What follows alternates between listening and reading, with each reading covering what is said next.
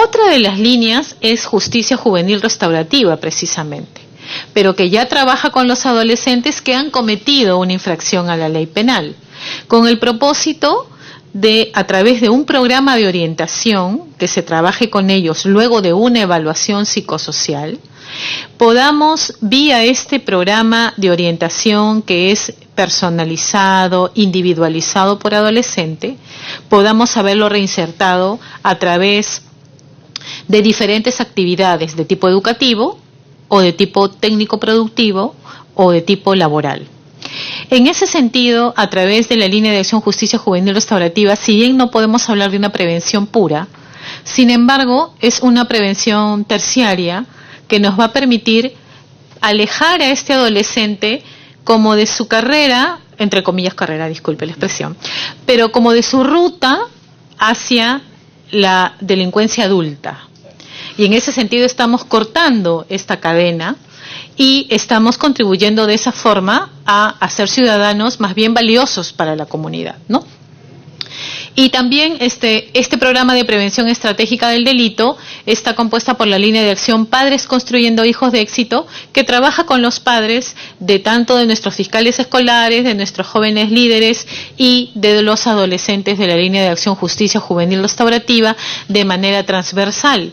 Porque evidentemente los padres de los adolescentes que ya están presentando un riesgo infractor o que ya han cometido una infracción, casi tienen el mismo perfil, casi tienen la misma conducta de, por ejemplo, no haber dado un adecuado acompañamiento a su hijo, o de venir de hogares disfuncionales, o haber practicado actos de violencia en agravio de su hijo, o de haber conocido que el hijo tiene un problema de consumo de drogas y no haberlo llevado a su tratamiento, sea ambulatorio o sea internado.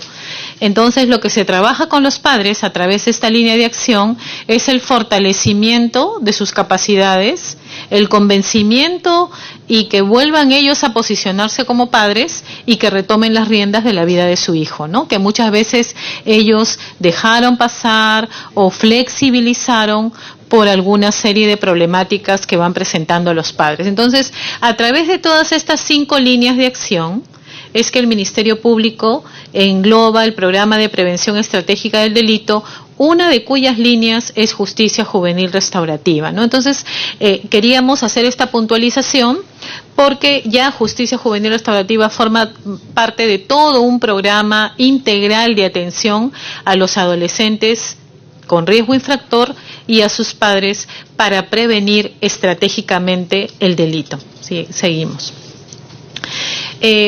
Como resultado de la intervención de la línea de acción justicia juvenil restaurativa, en primer lugar, tenemos que precisar la aplicación de la remisión fiscal.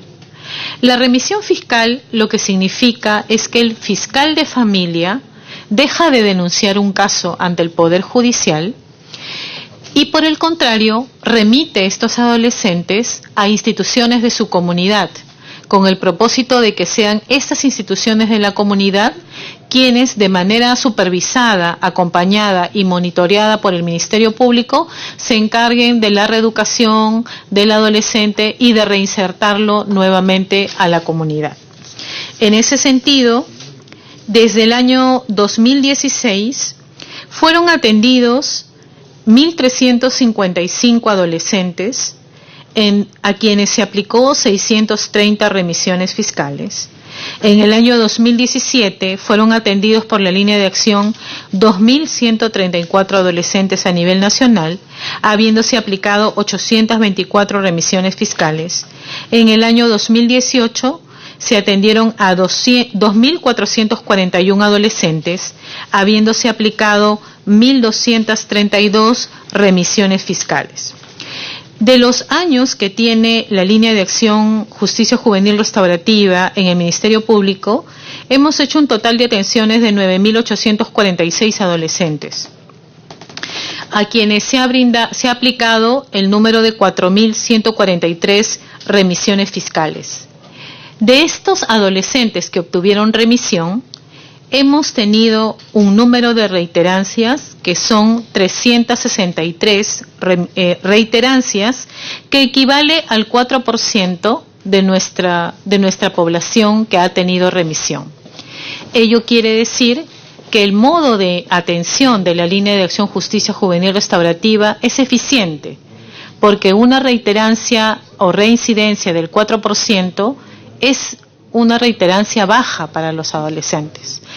¿Qué quiere decir entonces? Que pese a nuestras limitaciones presupuestales, a la situación de equipos incompletos que hemos tenido, pero con la gestión actual de la señora Fiscal de la Nación, los equipos ya han sido completados, hemos podido hacer que este número importante de adolescentes se aleje del delito, se aleje de la infracción a la ley penal y, por el contrario, hoy estén reinsertados saludablemente a su comunidad.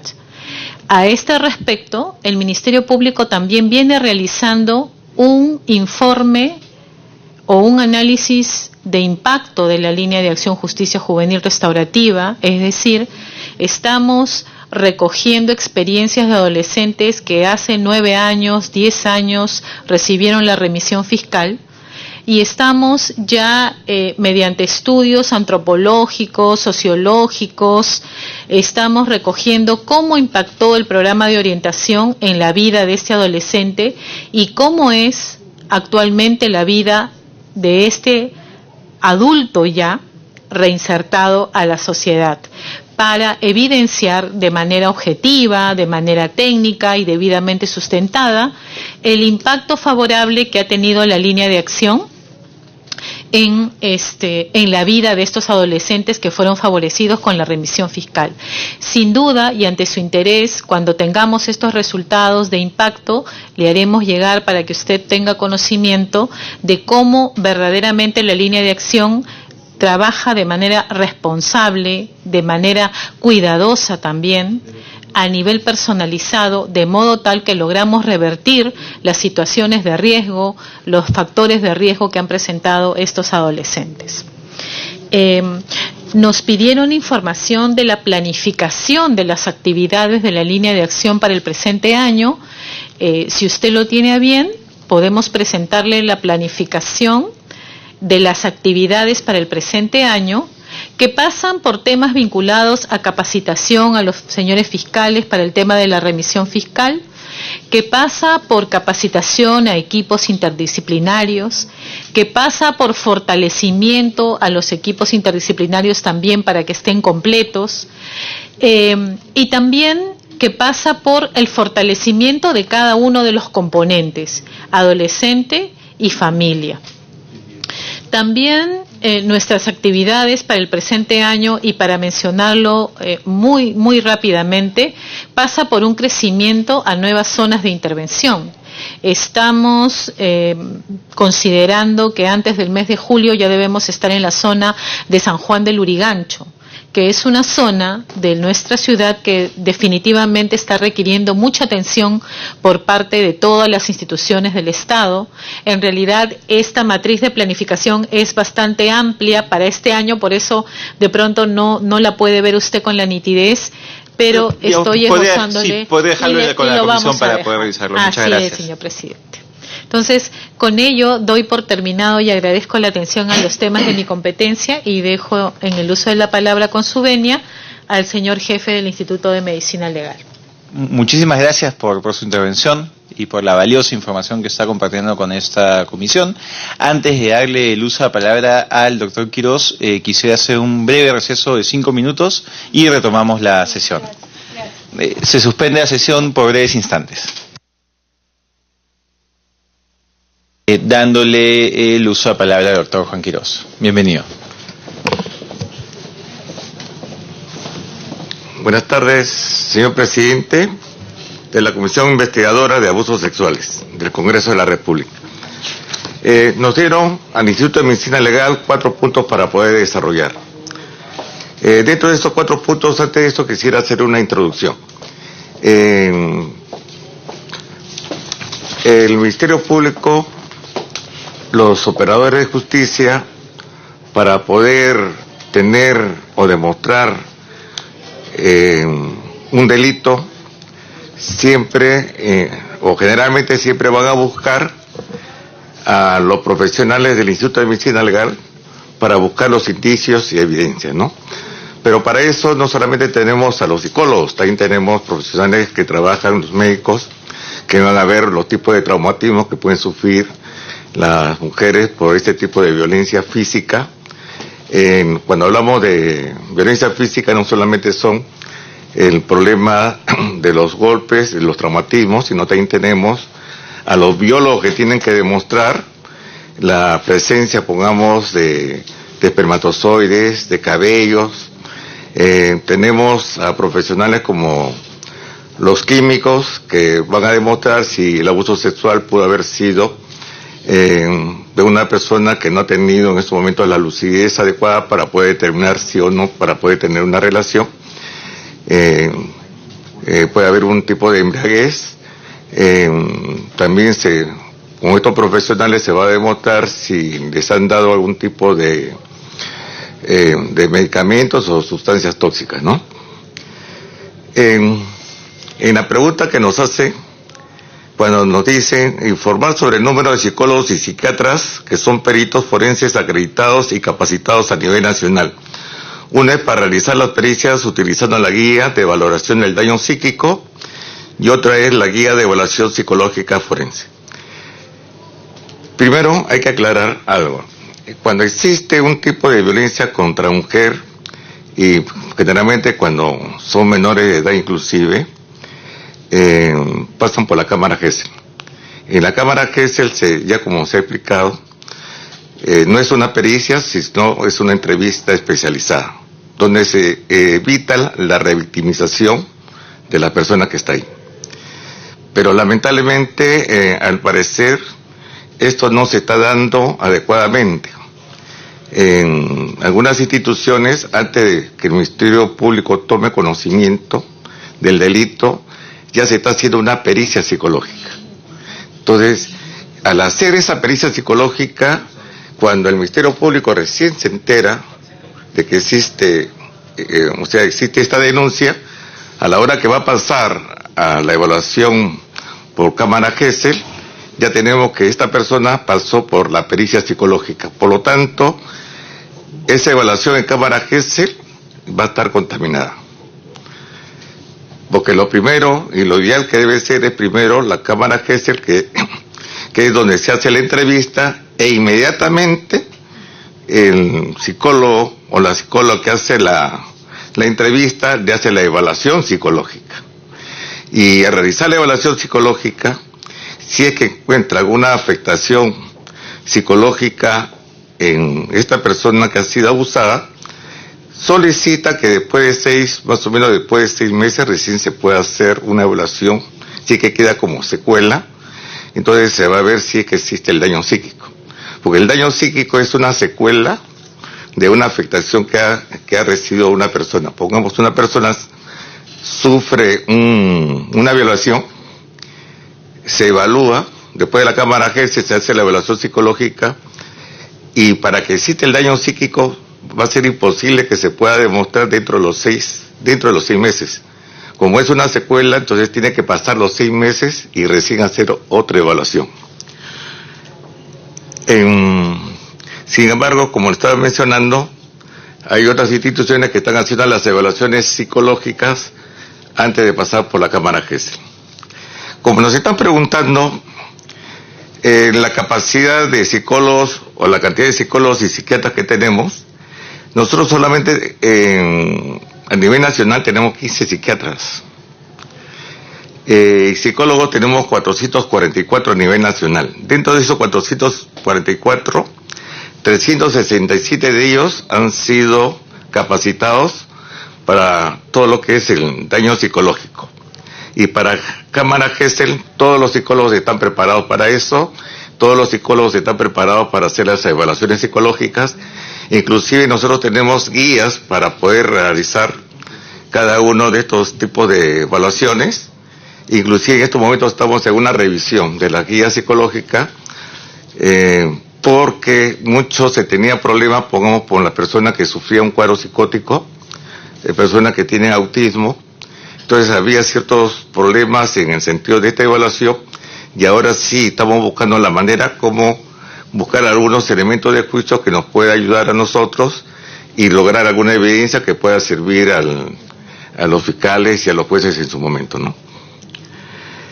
Bueno, tenemos los 15 psiquiatras que ya, como se dará cuenta, a nivel nacional son muy pocos, 444 psicólogos que en realidad también son muy pocos.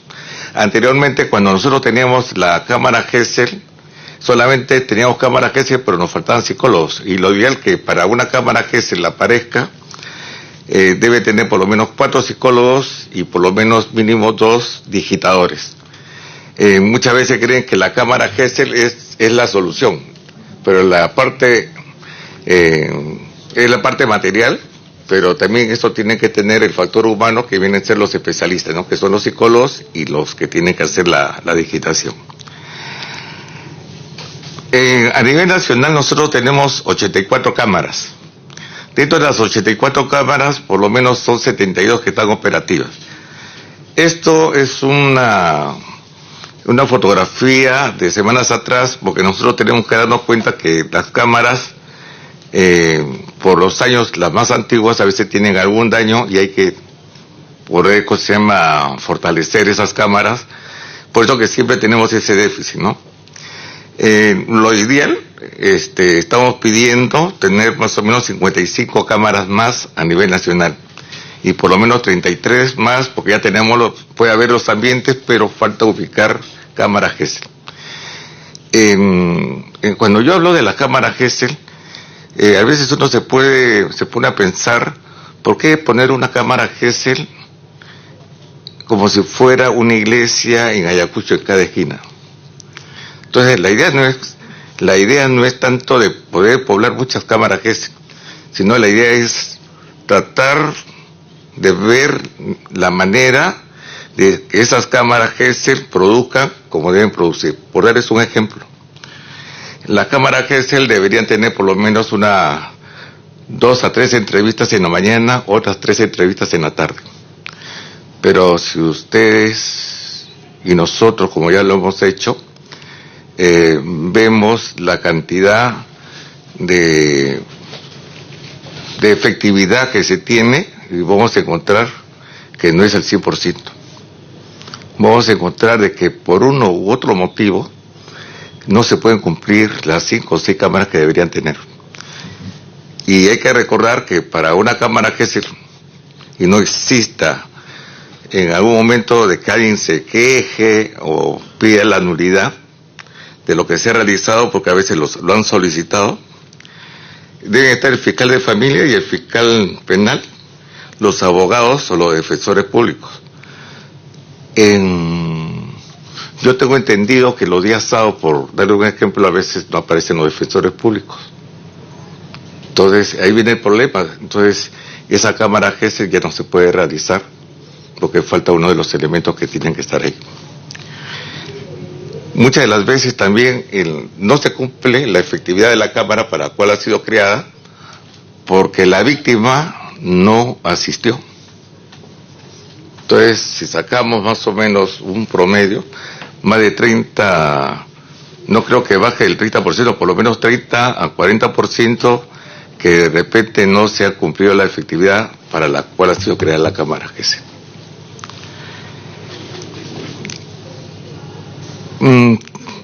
También nos preguntan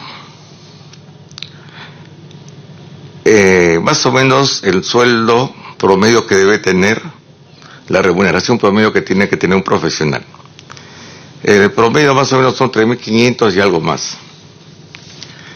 El problema es justamente la remuneración. No solamente a nivel de los psicólogos, sino a todos los profesionales que nosotros tenemos, miran a otras instituciones. ¿Por qué? Porque el sueldo que se tiene no es suficiente y, como se dice vulgarmente, no hay amor a la camiseta, entonces tienen que migrar a otras instituciones que también tienen peritos, pero que reciben una remuneración mayor a la que pueden recibir dentro del Instituto de Medicina Legal.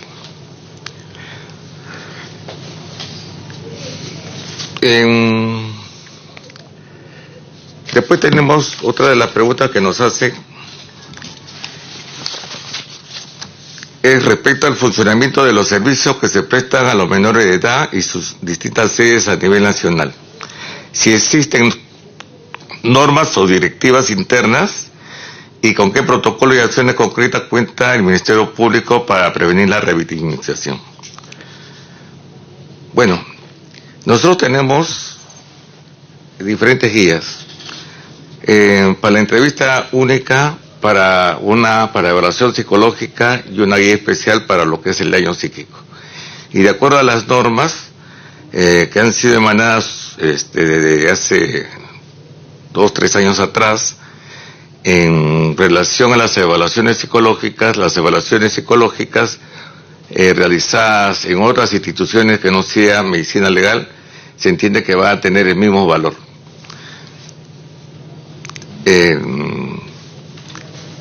Pero esas evaluaciones van a tener el mismo valor y eso tendría que tener una revisión, porque lo que están realizando en estas otras instituciones son evaluaciones para ver el estado de salud de la persona, para un tratamiento, no son evaluaciones periciales. Entonces, para eso se tendría que hacer una revisión sobre este punto.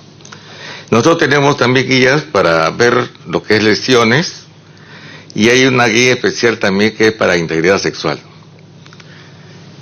Cuando llega a medicina legal, en un caso de abuso sexual, no solamente se dedica el profesional o la institución a ver la parte psicológica, también se ve la parte física. Aparte de lo que nosotros hablamos de lo que es lesiones, también tenemos a los profesionales especializados para poder determinar si la persona fue víctima de un acto sexual y demostrar con los exámenes de laboratorio y poder confirmar lo que informa en su momento a la persona, ¿no?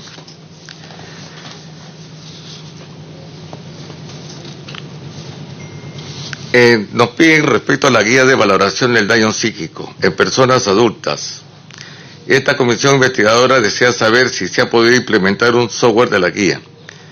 El software solamente existe un software que ya está implementado en Lima y falta implementarlo a nivel nacional. Pero el especialista, el psicólogo, no necesariamente necesita tener el software dentro de su equipo, porque basta tener la plantilla de lo que es el daño psíquico, tener la plantilla y hacer una plantilla en papel y poderlo llenar a mano y poder tener los resultados que él quiere.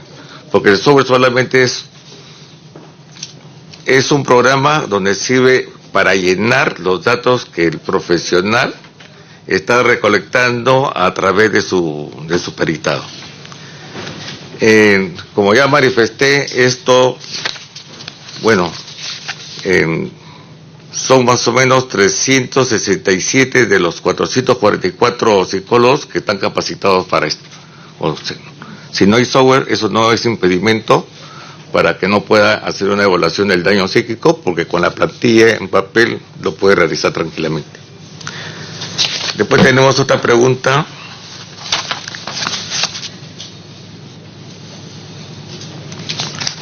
En los casos en los cuales el delito sexual se ha cometido en comunidades campesinas o indígenas, ¿cómo proceden los expertos del Ministerio Público al aplicar esta guía? Se capacita al personal bajo un enfoque de interculturalidad. En estas guías existe una definición de lo que es la interculturalidad, y no solamente tenemos a los psicólogos que hacen este tipo de evaluaciones, sino que la Fiscalía muchas veces pide ante un evento, ante una evaluación a una comunidad alejada, con usos y costumbres culturales diferentes a los que tenemos aquí en Lima, piden la participación de un antropólogo. Dentro de los antropólogos nosotros tenemos el antropólogo físico y el antropólogo cultural. Ese antropólogo cultural muchas veces tiene que surcar ríos, internarse, como se llama, a los lugares un poco inhóspitos donde existe peligro para su vida, pero sin embargo tiene que ir a recolectar la información en el mismo poblado, tiene que recolectar la información a través de los notales que existen en ese lugar para ver más o menos la cultura que tienen en esos momentos esa población, porque muchas veces colisiona la cultura de los involucrados con las normas legales existentes, ¿no? Y para eso sirven los antropólogos, que son escasos en la institución, que necesitamos no solamente a estos antropólogos socioculturales, se necesita hasta 4 veces de lo que nosotros tenemos, porque ahora que viene también todos los casos de trata de personas, también se necesita justamente de los antropólogos, ¿no?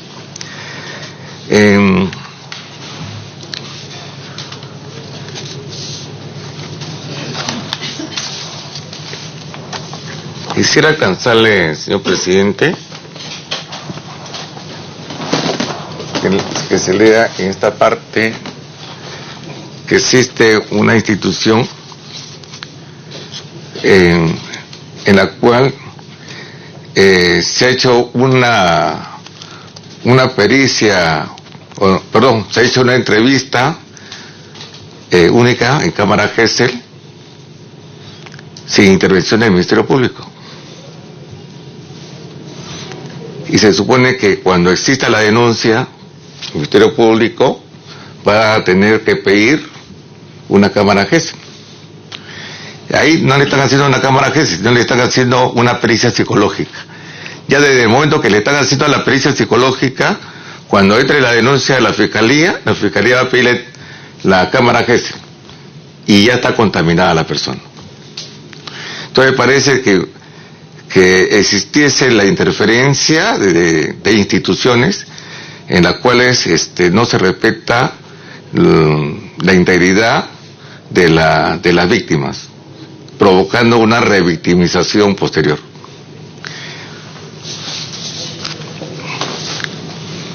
Es una evaluación psicológica. Tengo entendido de que cuando ha ido a medicina legal para pasar por la Cámara Gesell, la menor ya no asistió.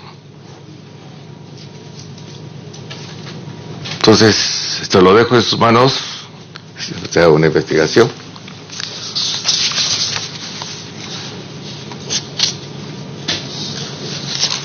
Estos son los 4 puntos que querían, a grosso modo se lo estoy expresando, señor presidente.